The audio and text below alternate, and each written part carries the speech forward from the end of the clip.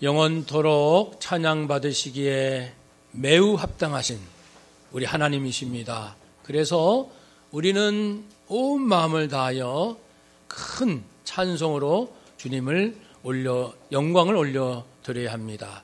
주를 찬송합시다. 할렐루야, 아멘. 또 우리 귀한 찬양 감사드리며 우리 대림절을 지내면서 우리 가정에서 일터에서 믿음으로 수고하시는 우리 성도님들, 정말 대한민국에서 살아남을 수만 있다면 전 세계 어디에서도 살아날 수 있을 정도로 쉽지 않은 세상입니다. 한 주간 수고 얼마나 많으셨을까 생각하면서 우리 서로 격려합시다. 한 주간 수고 많으셨습니다. 네, 축복하고 사랑합니다. 대림절 두 번째 주일입니다. 예수님의 재림, 기다린다. 예수님의 다시 오심을 기다린다. 성탄절까지의 절기입니다. 왜 기다리죠? 우리가 예수님께서 다시 오신다고 약속을 하셨으니까 기다리고, 또 그날은 내가 주님 앞에 서는 날이니까 주님께 어떤 평가를 받을까 궁금하잖아요. 기대가 됩니다. 아마도 우리 모두 영생 얻은 자로 영광스러운 재림의 몸으로 주님 앞에 설 것을 소망하면서 설레며 주의 오심을 기다립니다. 기다릴 때는 칭찬받을 일을 많이 하면서 기다려야겠죠. 책망받을 일을 하면 기다릴 수가 없어요. 주님 오심이 두려우니까요. 도망가고 싶어요. 그러나 우리는 마음을 활짝 열고 주님 오실 그날을 기쁜 마음으로 기다릴 수 있을 만큼 우리의 모든 삶이 주의 칭찬, 주님께서 인정하실 그런 삶이 되기를 소망하고 있습니다. 여러 가지 모습 중에 오늘 본문을 통해서 우리는 하나됨,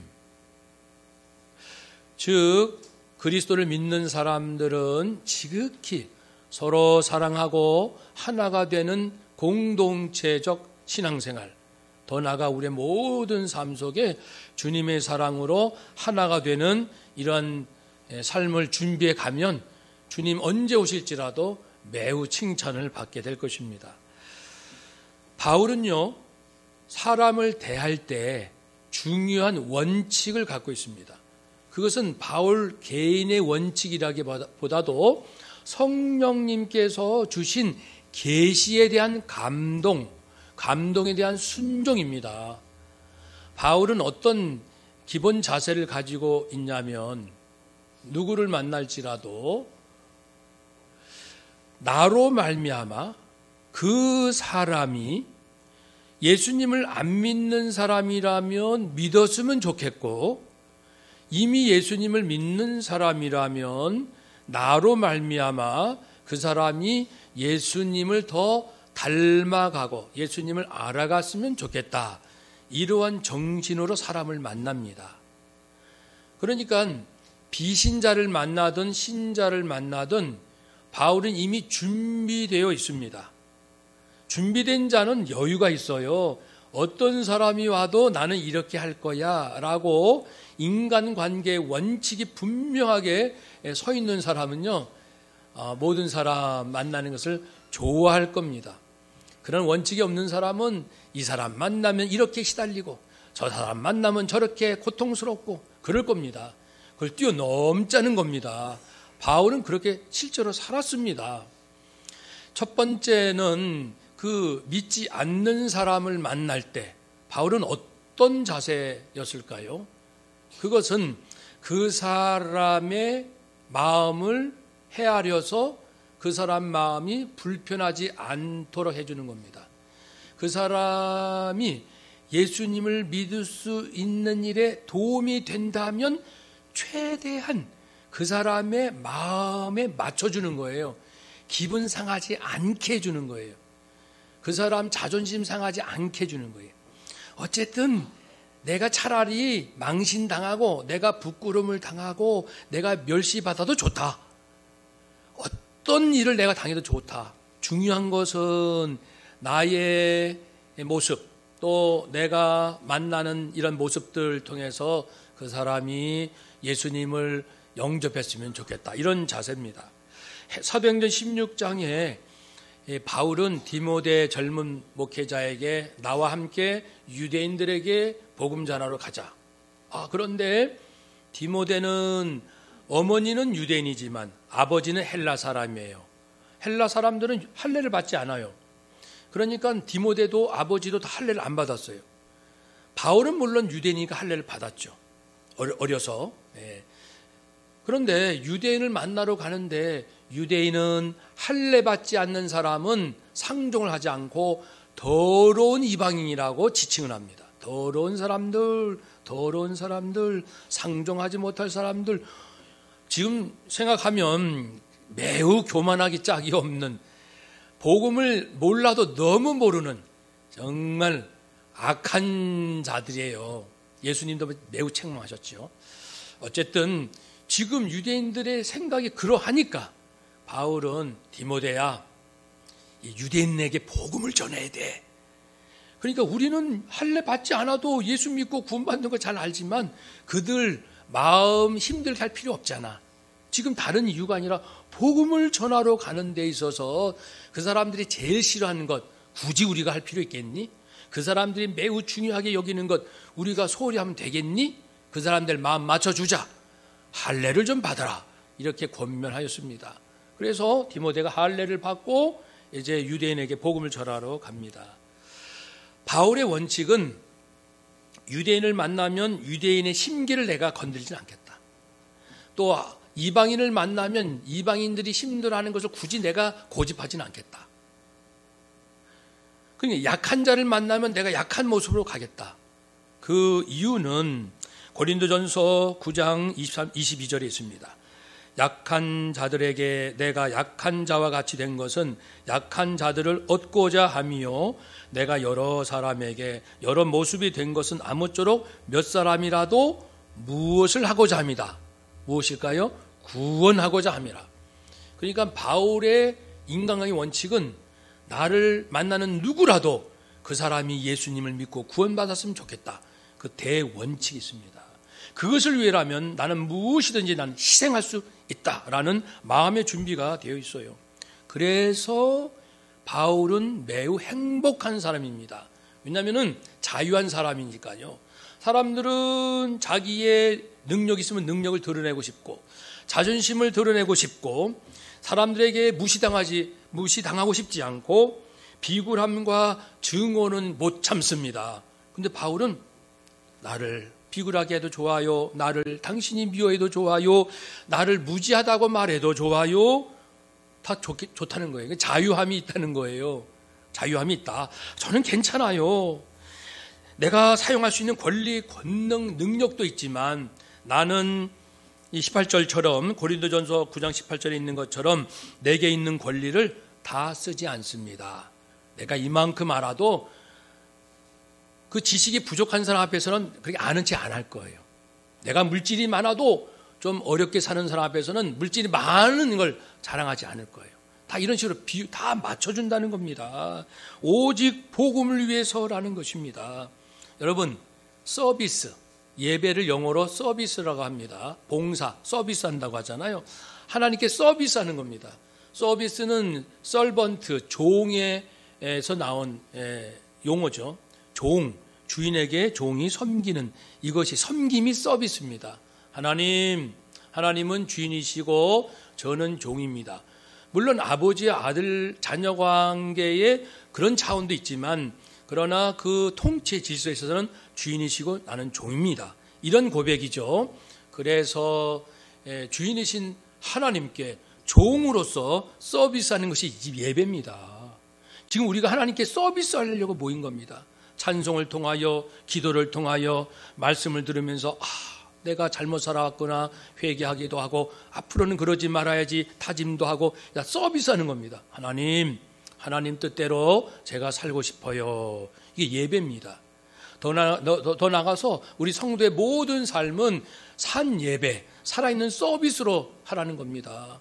그래서 하나님께도 물론이고 우리 사람들에게 다 서비스, 섬김으로 남편들이요, 아내가 주인이요, 당신은 종이다. 이러한 영적 차원으로 대하십시오. 또 아내도 남편, 남편도 아내, 부모도 자녀, 자녀도 부모, 형제 간에, 성도 간에, 목회자와 성도 간에, 어른과 아이 간에 모두 당신은 주인이요 나는 종입니다. 이런 정신으로 서비스, 섬기는 삶을 살아야 된다 말씀하고, 바울은 실제로 그렇게 살았습니다.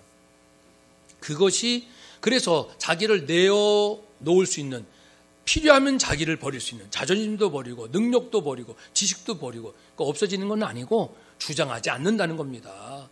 모든 것의 기준이, 세상에서는 자기가 인정받아야 되니까 세상하고는 다르죠. 세상은 자기를 소개하고 자기를 좀 더 잘 홍보하는 게 중요해요. 세상에서 필요하고. 그렇지만 하나님의 성도들은 다르다는 거예요. 그것보다는 이렇게 섬김의 마음으로 나아가는 겁니다. 그래야 그것이 자유요 행복입니다. 또한 그렇게 누군가를 위해서 내려놓는 것, 자기의 것을 포기하는 것, 때로는 그런 것들을 자발적으로 한다는 겁니다. 바울은 스스로 합니다. 어떻게 그렇게 배웠을까요? 예수님에게서. 예수님은 요한복음 10장에서 자신을 선한 목자로 비유하시면서 나는 선한 목자라, 내가 양들 위하여 목숨을 버리노라 말씀했습니다. 한번 따라합시다. 나는 선한 목자라, 내가 양을 위하여 목숨을 버리노라. 아멘. 바울이 그걸 배운 겁니다. 나도 성도를 위하여 목숨을 버릴 거야. 그러니 여러분은 목사님들이 성도를 위하여 목숨을 버릴 수 있도록 기도를 하셔야 돼요. 또 성도는 성도 간에 서로 당신 나를 위해서 목숨 바쳐 이렇게 말할 수는 없지요. 내가 우리 성도를 위하여 목숨을 버릴 수 있도록 해주세요 라고 기도를 해야 돼요. 한번 그런 용기 있게 기도해 볼까요? 한번 따라 합시다. 하나님, 제가 가족들과 성도들 위하여 목숨을 버릴 수 있도록 도와주세요. 아멘. 그것이 대림절 주의 다시 오심을 기다리는 성도의 마땅한 기도요.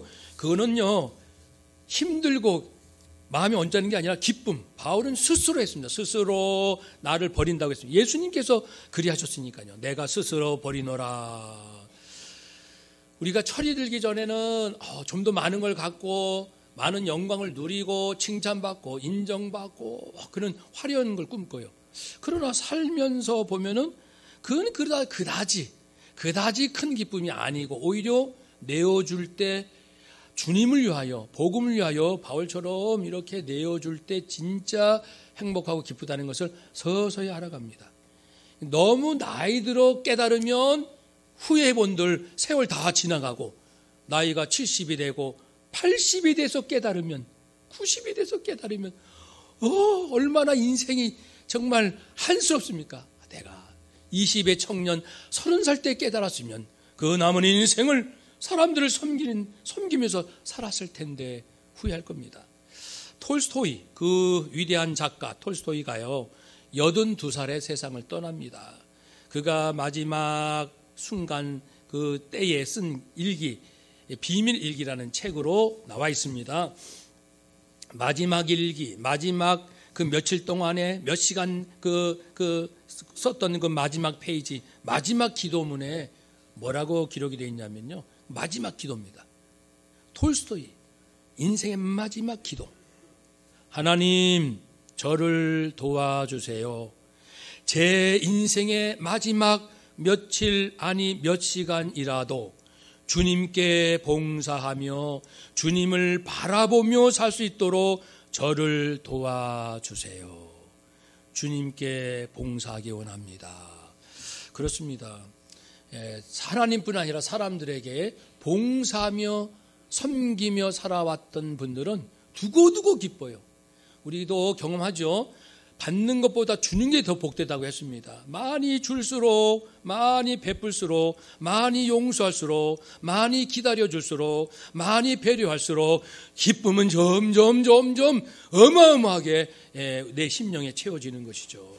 바울은 그렇게 믿지 않는 자를 위하여 자기 것을 내려놓는 것을 기쁨으로 했고요. 또 이미 구원받은 성도에 대해서는 그의 연약함에 대하여 자기의 것을 또 역시 내려놓을 수 있다라고 고백하고 있습니다.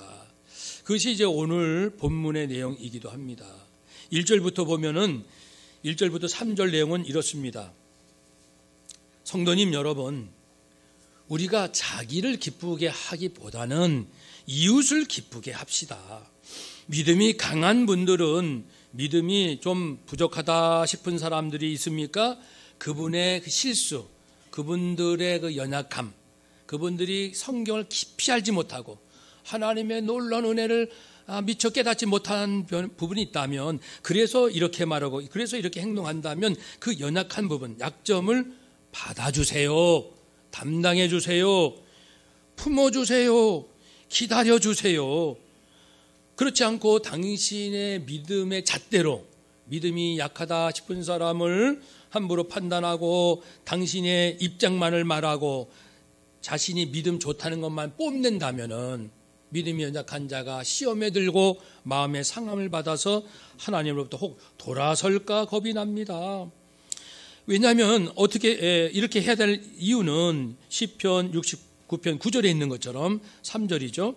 주를 비방하는 자들의 비방이 내게 미쳤다. 즉 예수님은 생명도 내주시고 복음도 주시지만 사람들이 예수님을 그렇게 비방합니다. 그래서 예수님은 다 받으셨어요. 감내하셨습니다. 그 모든 비방을 받아들이신 예수님처럼 우리도 믿음이 부족한 사람이 있으면 그의 허물, 그의 부족한 부분, 그 사람이 나에게 준 상처를 다 받으세요. 받아주시고 품으시고 기도하시고 인내하시고 기다려주세요. 그리고 4절부터 6절의 말씀은 이제 우리가 이러한 삶을 사는 것은 소망 때문입니다. 무슨 소망?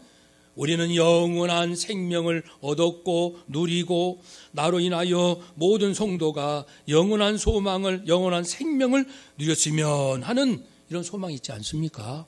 이런 소망을 가진 사람들은 인내할 수 있습니다. 참자. 내가 이 일로 몹시 화가 나고 몹시 내 마음이 상하지만 인내하고 기다리자. 인내할 수 있다는 겁니다. 혹독한 시련과 고난 속에서도 참고 기다립시다. 우리가 10시에 우리 신임서리 집사님 교육을 했는데 잠시 나눈 내용은 우리 남편 때문에, 아내 때문에 화가 날 경우 또는 교회 신앙생활 하다가 마음이 속상할 때 여러분들은 어떻게 그걸 푸십니까? 어떻게 극복하십니까? 짧게 말씀들을 나눴습니다. 여러분 어떻게 하면 좋을까요? 인내해야 됩니다. 왜냐하면 모든 사람이 내가 아니기 때문에. 다른 사람은 내가 아닙니다. 이거 단순하지만 읽기가 쉽습니다. 한번 따라합시다. 그 사람은 내가 아닙니다.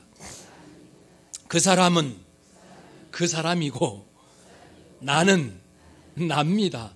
그러니까 정말 남편과 아내 서로 당신이 왜 나같이 못해? 당신은 왜 나 같은 생각을 안 해? 라고 말한다면 싸울 수밖에 없는 거예요. 서로 자기가 옳다라고 하겠죠. 여러분 혹 내가 저 사람보다 믿음도 좋고 생각도 깊다라고 할지라도 상대방에 대하여 길이 참으시고 품으시고 인내하시고 또 성경의 위로로 소망을 가지십시오. 성경에 보면 예수님 모습이 나오잖아요. 예수님이 어떻게 하셨는지 그것을 보면서 이제 그 소망을 가지시기 바랍니다. 요한복음 20장 31절에 보면은 예수님께서 말씀하시고 행하신 모든 것들의 결론이 나옵니다. 왜 그렇게 하셨을까? 왜 예수님이 하신 모든 일을 기록했을까? 그 이유를 너희로 믿고 예수 이름을 힘입어 생명, 영원한 생명을 얻게 하려 함이니라. 그러니까 우리의 모든 결론은 영원한 생명이 있습니다. 우리 안에 높고 낮고 그거 뭐 다투고 저울질하고 그게 무슨 대단합니까?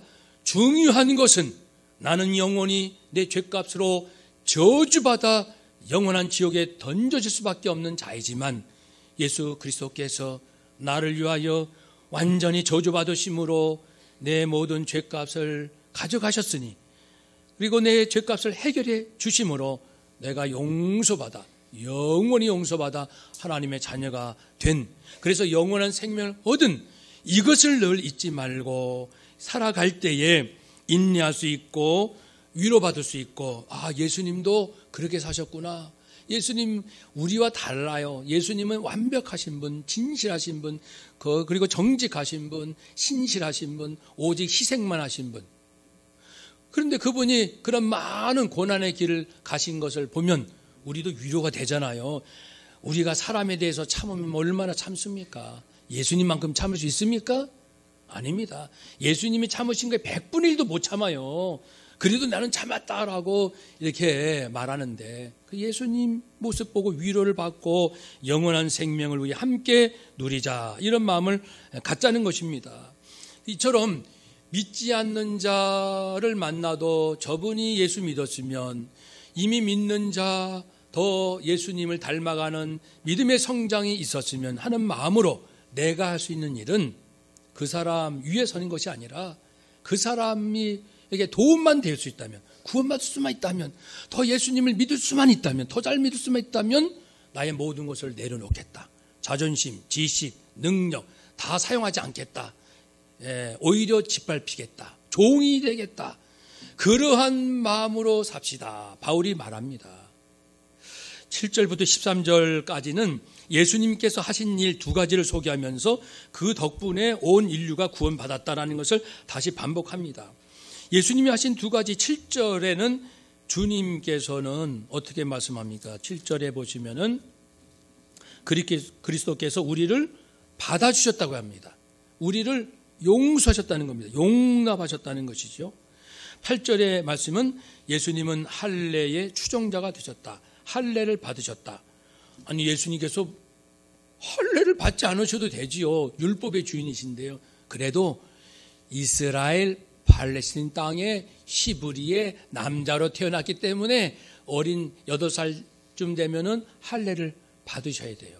그 율법에 순종하시는 순종의 본을 보이시는 겁니다. 율법의 주인이시지만 율법에 순종하는 모습을 보여주시고, 또 율법은 하나님과 이스라엘 백성 간의 약속을 말합니다. 그 약속에 의하면은 언젠가는 메시아가 오시리라, 구원자가 오시리라.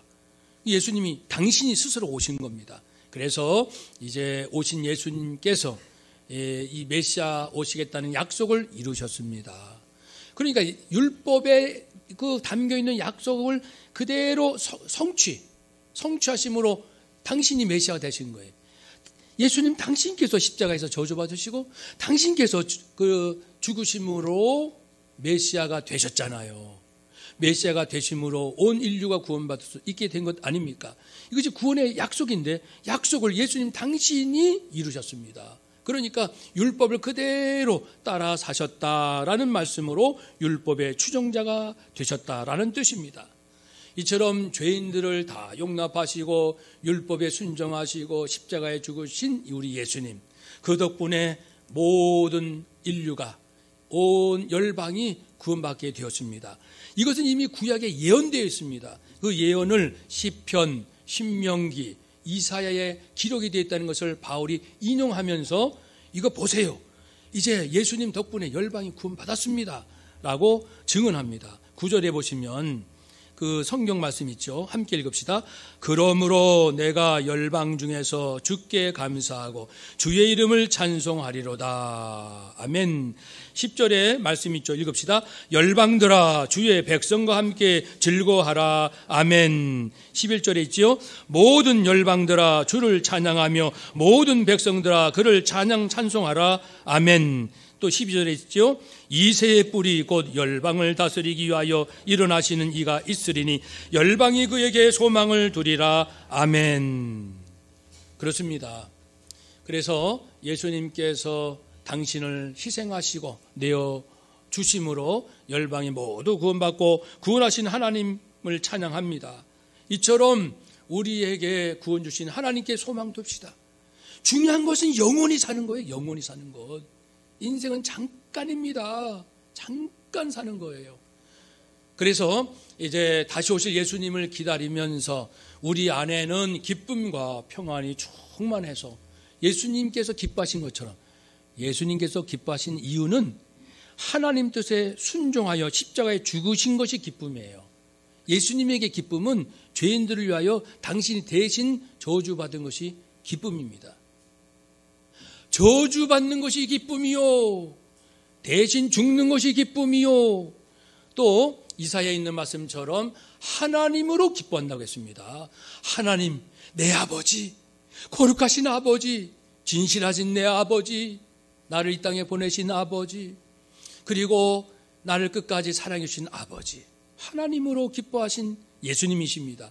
우리도 그런 기쁨으로 삽시다.